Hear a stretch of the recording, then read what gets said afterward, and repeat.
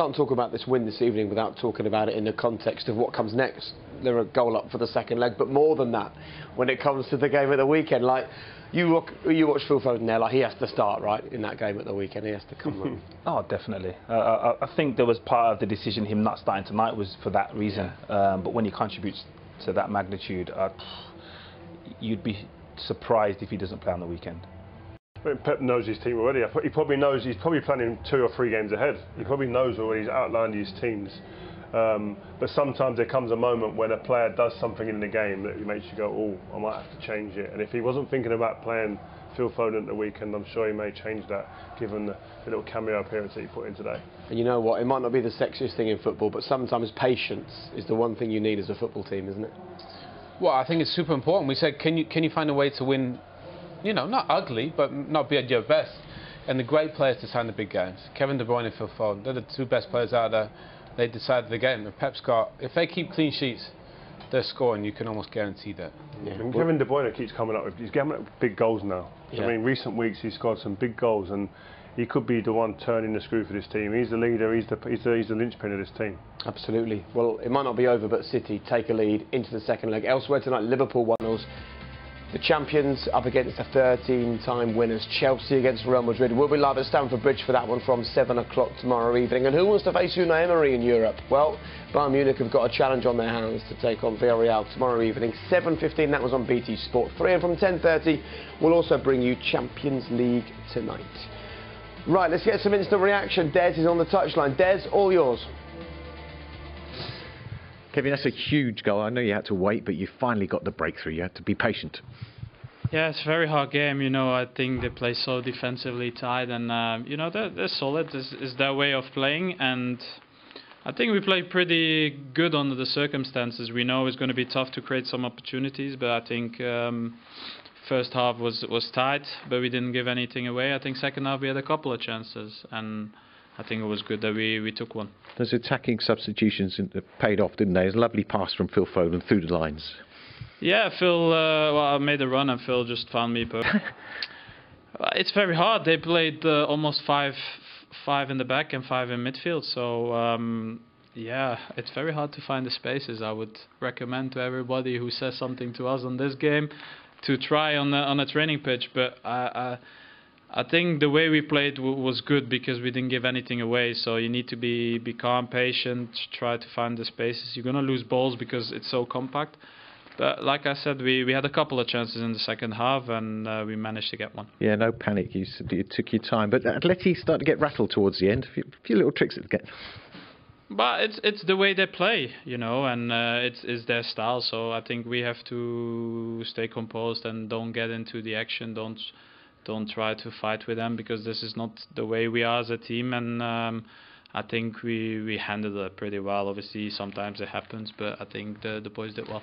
Halfway stage in this contest, but it's important to go there with an advantage, isn't it? Yeah, 1-0 is 1-0. Obviously, there's no away goals, but yeah, I expect a little bit similar over there. Maybe if the game is tight, they will have to attack a little bit more. But you know, we played well, and that's the only thing we could do today. A game like that can take a lot out of you physically and mentally as well, particularly against Atletico.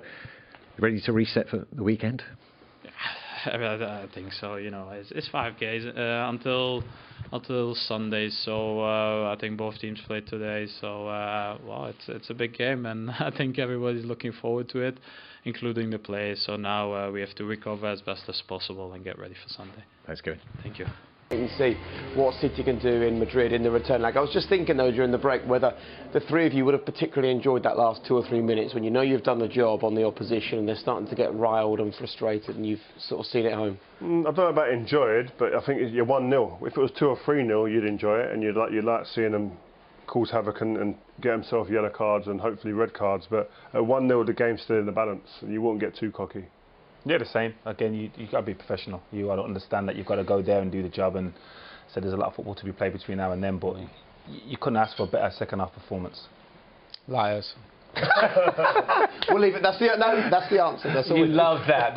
It's competition. That's what it's about. You know, Yeah. They would have been, really especially would have been given a little bit. No, they'd been given it. It definitely would have been given it, but you wouldn't get out of your prem. Yeah, you wouldn't get carried away with this scenario. It's but like also, you know at that point, like, this is, well, I've got your number, we've done you here. Yeah. Certain individuals, as a collective, they were still relatively composed, but certain individuals in that team let it go. And I think forwards can think like that, but defenders always think we've got another game. Yeah. There's another game where you could have one moment where the ball hits you on the back, you don't know nothing about it, and goes in, and then you've done me. I love how well you know these two. Look, let's have a look at the goal. It was a beautiful moment, not just from turns, and his first instinct and idea is to do that. Go to the jugular, go to the defenders, and he's comfortable. Most players aren't comfortable in that situation, but also just let it play on a little bit. As he turns, the difference in the second half also is this man making runs forward. There's space in there, and he knows he's on the ball, and that's the key factor. When you know your opponent, I mean your teammates, the different types of teammates you've got, he knows and understands that Phil Foden in this situation, it doesn't get hazy. Yeah. The picture stays clear, HD, 4K, whatever you like. He can see it clearly, and if I run, beautiful. That ball he receives, I could argue, is the hardest ball in football to receive. You know, with your back to four defenders around you. Ria made a great point. 95% of players just set that back. They know they're exactly within those four players. But can you run it again? Watch, before he receives it, his back is just completely to And then all of a sudden, the passes broke the line. Now he's driving at the back, two centre-backs, and with devastating runs, you cause problems. I think also as well, you've got to understand is that, like, this is like a young player. I mean, he came on, the cameo that he came on with, and I don't know if we've got the pictures here, the video here of him doing it, but he came on, and the composure that he's got, the ability to draw players to him. As a number 10, as a deeper midfielder, can play off the left. I mean, it's hard enough to play at this level, Jake. He could play at a world-class level, arguably, in fact, 4 or 5 different positions. It's special. 21. Is he 21 years old? Makes you feel old, doesn't it? Look, we've got so many brilliant young English players at the moment. You're a coach for the under-21s. You know all about the talent we've got in this country. Is there any player you're more excited about for his future and England's future than him? I would say no, because again, it's associated with Man City, and I know what it means to him to play for this club. Yeah. And I've said it before that if he continues at the rate he's developing and the club are developing, he goes down as arguably the best English player, the most decorated ever. Like, continually to progress and arguably get 2 trophies a season, and he's 21. What sets him apart though, Johnny? Like, for instance, there's a lot of players we could say in that band with like, the ability that still there or thereabouts. What sets him apart? His mentality. Again, I compare him to, say, like a Wayne Rooney. Do you know, we all want to win, and then there's players that need to win, and you can see that it hurts if they don't win and improve, and he has that about him. He's obsessed. Like, again, I loved playing, I love training, I love doing what I could do, but he needs to do it all the time, to the point of where, when I was first with the 21s, they had to remove the balls from the hotel. They had to restrict players doing extras after training because you couldn't get him off the training ground, because he just wants to improve all the time.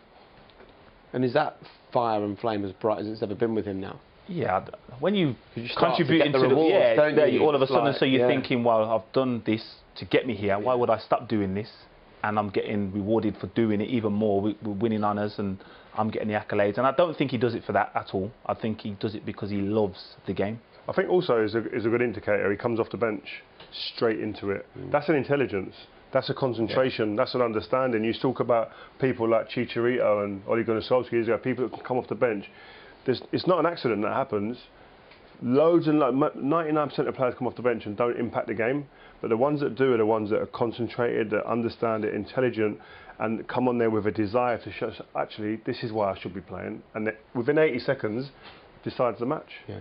See, I love the phrase, success leaves clues, right? And as you're developing and improving and doing things, the rate of improvement is so quick. I mean, you won the Champions League, what were you, 18 when you won it with Bayern? 19, I think. Oh, well, a bit slow. 19. But it's when you win that you suddenly learn so much more, and your rate of improvement is so fast then.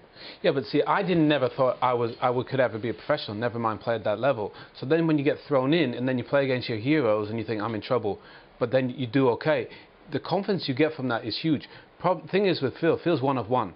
You know, Phil is the most unique footballer around. Yeah. So I think we've always seen this from Phil. When you see videos of him playing when he was like 10 years old, he's half the size of everyone else.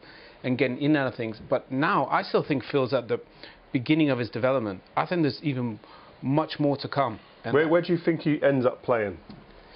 Because we see him play out wide on the right sometimes for Man City or England, or in for me personally, I think he's David Silva, that one in central. I think he can be a world class.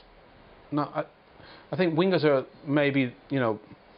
It's different because he plays final third, so he could be a winger, say, for Man City because their wingers operate in the final third of the pitch. Yeah. Where other teams, your wingers are getting it on the halfway line and potentially have to beat 3 or 4 and run 40 yards. Yeah, that's not his specialty. He's best on the half turn, isn't he? Yeah, that there is pinnacle of what he does in terms of being able to receive the ball on the back foot and turn and instantly create an opportunity for the team. Like, that is unique, and he makes it look so easy that it's a given. Like, that is not normal. We didn't see pretty much anyone do that in the first half. No. And we're talking Kevin De Bruyne, Bernardo Silva, and then he comes on, all of a sudden, it's a nothing pass. Go on, Phil. Win us the game. We'll create an opportunity, and he's able to do it. Look at that, he plays a quarter of the match and he's all we talk about at the end. I think that tells a story in itself, doesn't it? We're going to take a very quick break. When we come back, we will